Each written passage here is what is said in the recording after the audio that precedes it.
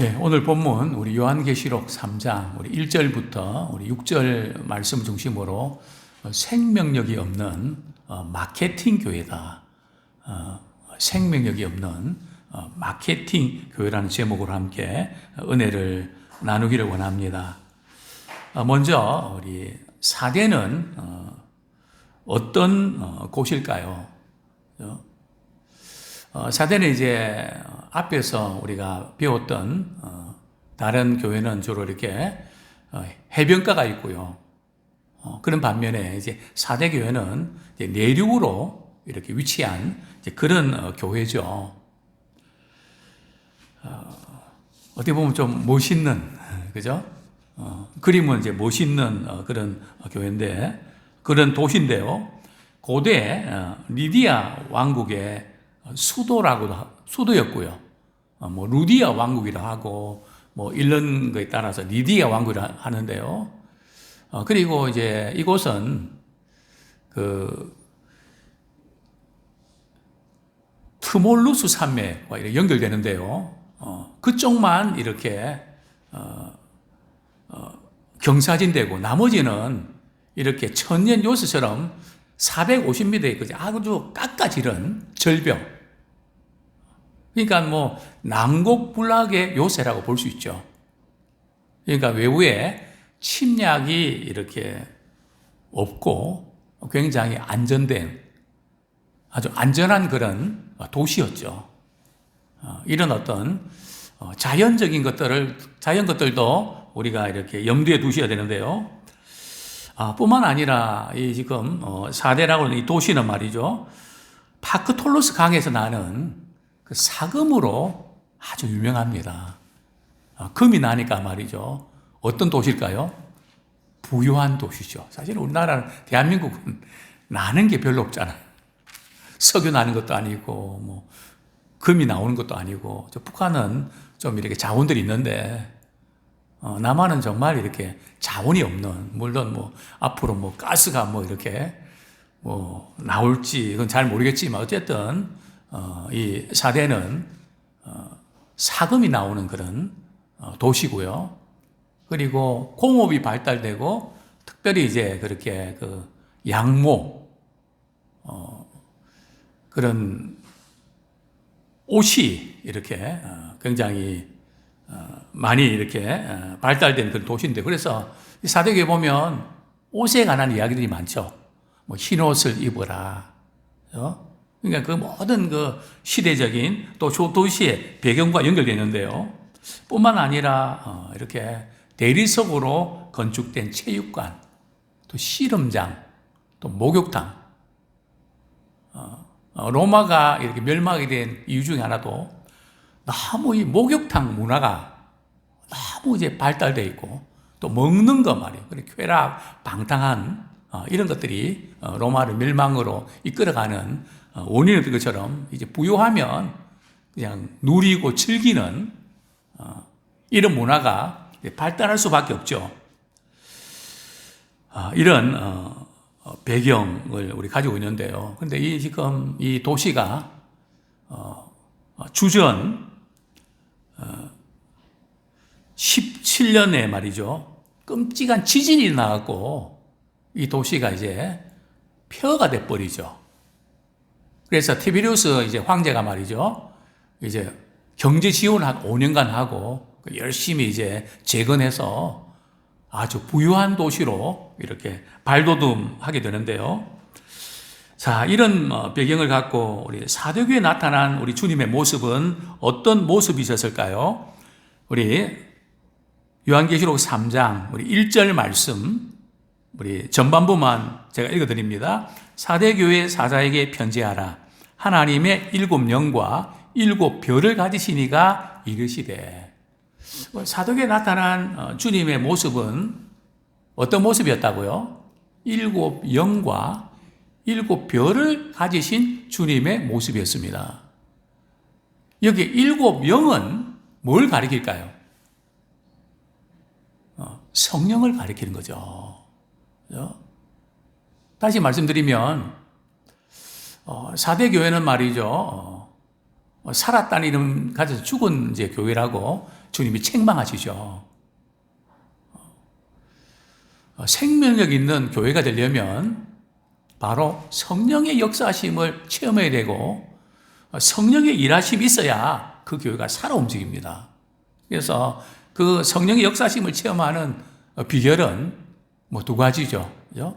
말씀과 기도가 살아있어야 생명이 있는데 바로 이 지금 4대 교회가 말만 살았지 죽은 교회 같은 모습을 보시고 주님은 7명 성령의 역사심으로 다시 4대 교회를 일으키려고 하는 아마 그런 주님의 모습. 그 다음에 두 번째는 뭡니까? 7별을 가지신 모습. 7별은 7 교회고, 그죠? 7별을 붙잡고 있다고 하신 것은 7별의 사자를 붙잡고 있다는 것은 결국은 7 교회의 영적인 지도자들을 붙잡고 계시는, 그죠? 또 목회자가 영적으로 살아 있어야, 그죠? 성령의 놀라운 은혜를 힘입고 말씀 선포하고 또 사역할 때에 그 교회가 살아 움직이게 되죠. 주님의 그 안타까운 생명력과 지도력을 회복시켜 주시기를 원하시는 그런 모습들을 우리가 보게 되는데요. 그래서 4대 교회를 흔들어서 그냥 일깨워서 이렇게 굳게 하기를 원하시는 그런 절실한 필요가 있었음을 보게 되는데요. 4대 교회의 당면한 과제가 뭘까요? 우리 1절 하반절에 보면 내가 내 행위를 아노니 내가 살았다는 이름은 가졌으나 죽은 자로다. 지금 요한계시록의 소아시아 7교회 마지막 시대에 그 말세의 교회에 대해서 말씀을 주실 때 계속 반복되는 게 뭡니까? 내가 내 행위를 아노니.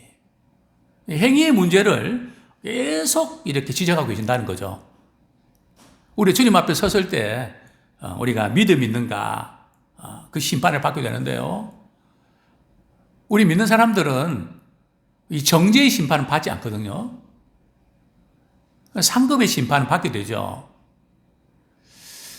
어쨌든 우리에게 참 중요한 것은 믿음과 행함은 같이 가야 되는데 4대 교회는 그렇지 못했다는 거죠. 그런데 왜 4대 교회가 살았다는 이름은 가진 사람 죽은 자였을까요? 살았다는 이름은 가졌다는 것은 어떤 의미죠? 아예 아무런 이렇게 행동도 하지 않고 그냥 잠잠하고 저는 그런 교회란 뜻일까요? 아닙니다. 겉으로는 말이죠. 화려합니다. 프로그램도 많고요. 성경 공부 그런 시간도 많고 아주 마케팅 교회처럼 말이죠.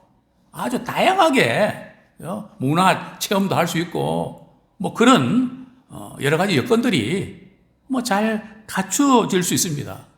그래서 겉으로 보면 참 부러운 교회고 정말 이 교회는 살아있는 교회다. 그런 것처럼 이제 보이는데 우리 주님이 보실 때는 말이죠. 살았다는 이름은 가졌으나 죽어 있다. 뭐가 죽었다는 걸까요? 예수의 생명이 있어야 되는데 하나님의 생명이 성도들 한 사람 속에 있어야 되는데 그냥 열심과 그죠? 그냥 일, 그죠? 그냥 행사, 그죠? 이런 것만 있었지 그 안에 정말 주님을 사랑하는 마음으로 구원의 은혜에 감격해서 움직이지 않았다는 거죠. 그냥 프로그램만 계속 돌아가는데 그 안에 생명력이 우리 결여되어 있는 것을 우리가 보게 되는데요. 그래서 어떻게 하면 이 죽어가는 교회를 살려낼 수 있을까? 이것이 4대 교회가 직면한 당면 과제임을 보게 되는데요. 자, 먼저 우리 주님은 4대 교회에 대해서 책망을 하십니다. 그런데 대부분의 교회는 그렇지 않거든요. 주님께서 먼저 칭찬을 하시거든요. 그런데 4대 교회는 칭찬이 뒤에 조금 나오는데요. 거의 없습니다. 바로 말이죠. 책망으로 들어갑니다. 근데 성경에 보면, 우리 주님께서는 우리의 믿음을 보실 때 말이죠. 정말 주님 앞에서 우리가 완벽하고 모든 걸 다 잘해야 칭찬하시는 분이실까요? 우리 주님은 그런 분 아니세요. 제가 이제 그 평신도 교재를 이렇게 보면서 제가 교정을 하고 이렇게 하면서 사라의 말이죠. 믿음. 히브리 11장에 보면 하나님께서 이제 내년 이맘때에 자녀를 선물로 주시겠다 하셨잖아요. 그런데 사라는 거기에 어떤 반응을 나타냈습니까? 천막 뒤에서 말이죠. 남편하고 이제 이야기하는 걸 듣고 말이죠. 내년 이맘때에 아들 낳는다 그러니까 속으로 막 그냥 웃었거든요. 그래서 웃었지 하니까 안 웃었다고.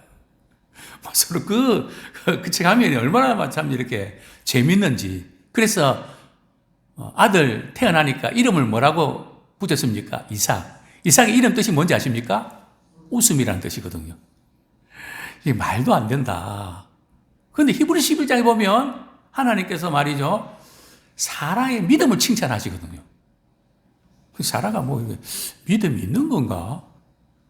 말도 안 되는 것 같아서 웃었는데 왜 하나님께서는 사라에게 믿음으로 잉태하는 힘을 얻었대요? 저는 그 부분에 참 은혜를 받습니다. 왜요? 분명히 이제 하나님께서 말씀 주실 때에 그게 믿어졌거든요. 말을 들었을 때는 그냥 웃었는데 말씀을 주실 때 그 순간 믿어진 겁니다. 그거 보시고 믿음의 반열에 말이죠. 믿음의 영웅의 반열에 사라가 들어가 있잖아요. 그죠? 그러니까 하나님께서 말이죠. 100가지 중에서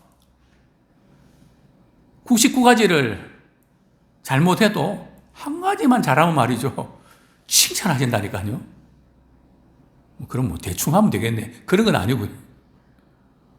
어떻게 하든지 정말 이렇게 살아있는 믿음. 겨자씨 말한 믿음은 어떤 믿음인가 하면 살아있는 믿음을 말하는 거거든요. 말씀에 반응하는 믿음. 그 믿음에 있으면 엄청난 일을 할 수 있다는 거죠. 그런데 이 사대교회는 아무리 뜯어봐도, 제가 이전에 말씀드렸습니다. 제가 장례식을 이렇게 준비하다 보면 그분이 신앙생활 하시면서 잘했던 거, 또 아쉬웠던 거, 그거 다 정리가 됩니다.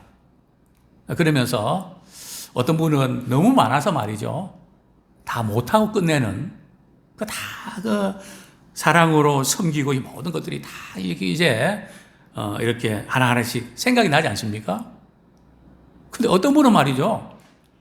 생각해 내려 그래도 하나도 없는.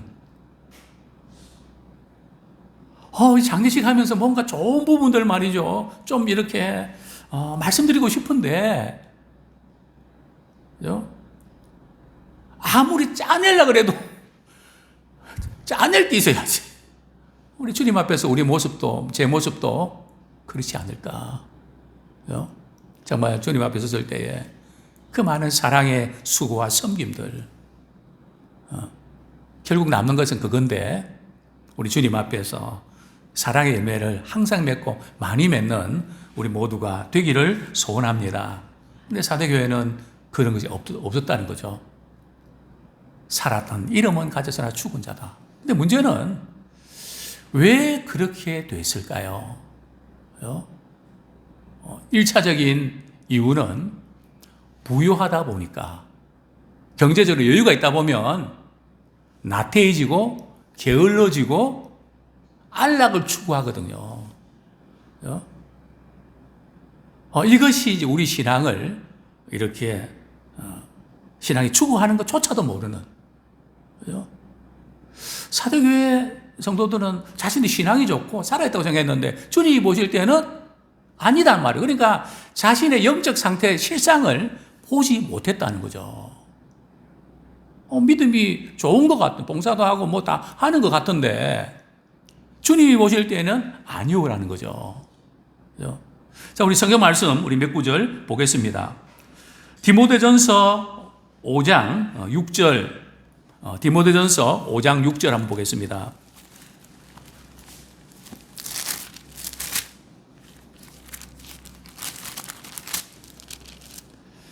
네, 같이 한번 읽겠습니다. 시작. 향락을 좋아하는 자는 살았으나 죽었느니라. 향락이라는 것은 세상에 무슨 낙이 없나? 그죠? 그거 늘 이렇게 찾고 어떻게 하면 하나님을 기쁘시게 할까가 아니라 뭐 그냥 맛집 없나? 뭐 낙이 없나? 그죠? 물론 그것을 우리 찾는 것 자체가 잘못은 아닙니다. 그러나 그것을 너무 좋아하고 거기에 마음을 빼앗기면 향락을 좋아하는 자는 살았으나 죽었다는 거죠. 참 우리가 이런 부요함이 이렇게 부유한 생활을 하게 되면서 이런 문제들이 이제 발생하게 되죠. 그렇습니다. 경제적으로 GNP가 1인당 국민소득이 얼마 이렇게 1만 불만 넘으면 영적으로는 침체기에 들어간다 그러거든요. 지금 요즘 그 개척을 하게 되면 100개의 교회가 개척을 하면요. 그 가운데서 살아남는 교회가 몇 퍼센트 아십니까? 1%입니다. 한 개입니다. 그만큼 지금 어려운 그런 상황인데요. 이게 또 한국교회 현실입니다. 옛날에는 답답하고 힘들면 교회라도 가야지 했거든요. 요새는 교회 가는 게 아니라 노래방에 갑니다. 그죠? 카페에 갑니다. 그죠? 교회를 안 와요. 완전히 바뀌었단 말이죠. 이런 어떤 문화적인 그런 거. 자, 그 다음에 이제 4대 교회가 왜 이렇게 살았다는 이름은 가졌으나 죽었다고 주님 말씀하셨을까요? 우리 2절 말씀, 우리 같이 한번 읽겠습니다. 시작. 너는 이를 깨어 그 남은 바 죽게 된 것을 굳건하게 하라. 내 하나님 앞에 내 행위에 온전한 것을 찾지 못하였느니라. 그죠? 내 행위에 온전한 것을 찾지 못했다. 이게 무슨 뜻일까요? 성경에서 온전하다는 뜻은 뭐 완벽하다는 뜻일까요? 뭐 실수와 허물이 없다는 뜻일까요? 그렇지 않습니다. 이 온전하다는 뜻은 믿음이 있으면 행동으로 바로 옮긴다는 뜻입니다. 그죠? 말로만 사랑하는 게 아니라 정말로 형제를 사랑하는, 그래서 온전한 사랑은 두려움을 내쫓는다 그랬거든요. 그죠? 그래서 우리가 좀 관계나 모든 게 어렵고 이러면 그냥 조금 미워하고 이런 분 관계를 풀고 또 내가 그 사람 사랑하고 또 이렇게 하면 두려움이 떠나게 되는 거죠. 온전하다는 것은 반드시 행동과 연결되어 있다는 겁니다. 너는 내 앞에서 행하여 완전하라. 그죠? 여기에 이제 온전하다는 뜻은 사람들이 볼 때는 뭐 하는 것 같고 그런데 문제는 우리 주님이 보실 때에 주님이 우리에게 원하는 타겟에 말이죠. 꽂혀야 된단 말이죠. 그죠? 이번에 우리 올림픽에서 양궁 선수들이 말이죠. 어쨌든 탁월한 것 같아요. 그죠? 관역을 향해서 말이죠. 근데 어떤 나라 선수는 가운데 10점이 아니라 2점짜리가 나왔다며요. 그리고 말 조롱도 받고 그런데 멸시를 당하고 그랬다는데 그래도 2점짜리 괜찮습니다. 관역을 벗어나. 우리가 열심히 노력을 했었는데 하나님 보실 때는 완전히 헛방이에요. 관역에 딱 꽂혀야 되거든요. 10점짜리에 딱 꽂혀야 되거든요. 아니면 9점이든 8점이든 2점이든. 그죠? 하나님이 우리에게 원하시는 게 뭡니까? 말씀이잖아요. 하나님께서 말씀 주시면 부족하지만 네, 제가 그대로 할게요. 이게 행위의 온전한 것입니다. 성경 말씀하지 않습니까? 행함이 없는 믿음은 어떤 믿음이라고요? 죽은 믿음이라고. 살았다는 이름은 가졌으나 죽었다는 뜻은 말이죠. 말씀을 듣기만 하고 행동으로 옮기지 않는. 그죠? 그게 살았다는 이름은 가졌으나 죽은 자. 이게 어쩌면 연약한 우리의 모습은 아닐까 돌아보게 되는데요. 세상과 별로 다를 바가 없어서 거룩한 영향력을 끼치지 못하는 그런 교회의 모습을 예수님께서는 이렇게 책망하셨죠. 사실은 4대 교회는 유혹이나 박해도 있었던 것도 아니고요. 뭐 부족한 것이 하나도 없는데, 그죠? 뭐 교회 내부의 문제도 있었던 건 아닌데, 그죠? 신앙이 나태하고 게을렀던 그런 부분들 향해서 주님은 그나마 죽게 된 것을 일깨워서 굳건하게 하는, 무슨 뜻인가 말이죠?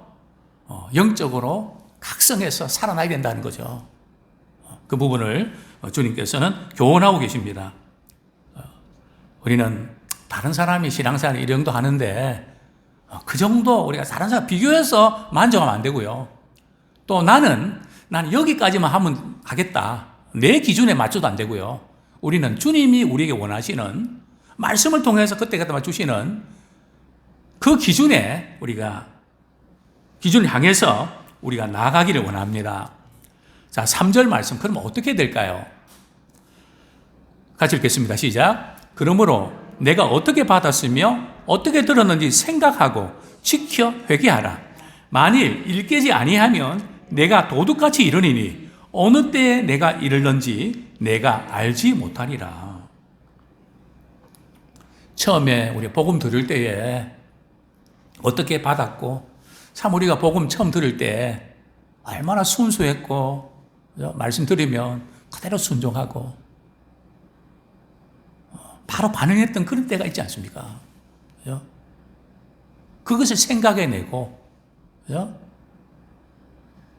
뭐 다른 우리의 신앙이 이렇게 늘 변수도 있지만 그 주님을 향한 반응, 말씀에 대한 반응, 그죠?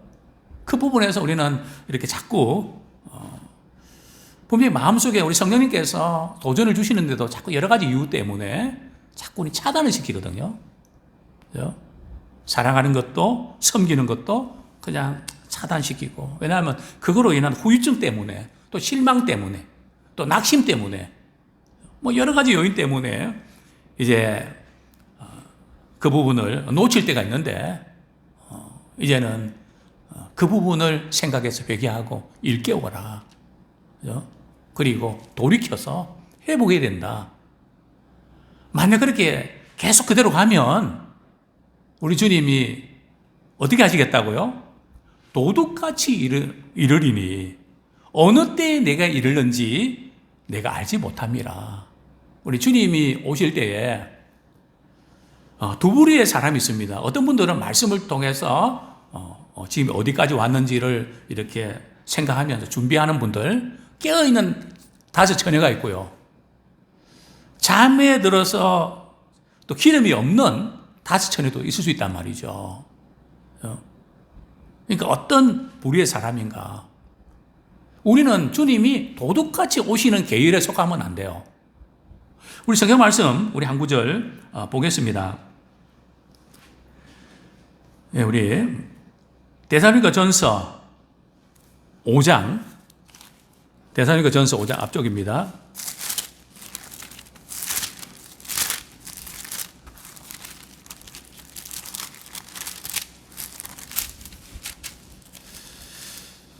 데살로니가전서 5장 2절 말씀 같이 한번 읽겠습니다. 시작. 주의 날이 밤에 도둑같이 이룰 줄을 너희 자신이 자세히 알기 때문이라.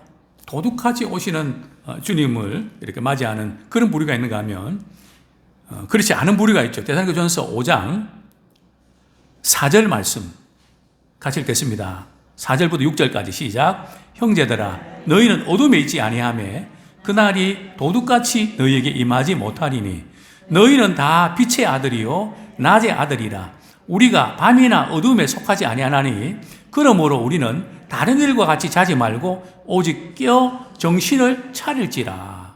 그죠?